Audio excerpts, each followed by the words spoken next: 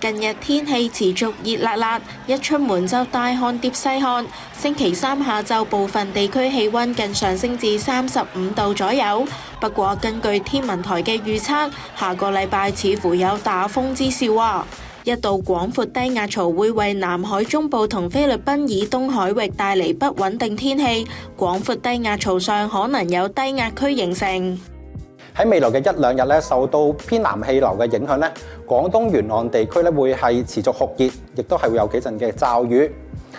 至於咧去到週末至到下週初咧，隨住副熱帶高壓脊西伸，中國東南部咧仍然係會酷熱。根據天文台嘅9天天氣預報，下星期一起連續5日都會落雨，其中下星期三即係 DSE 放榜日會有幾陣驟雨，日間短暫時間有陽光同酷熱，市區氣温最高33度。市民出門口前記得帶定遮，做好防暑準備啊！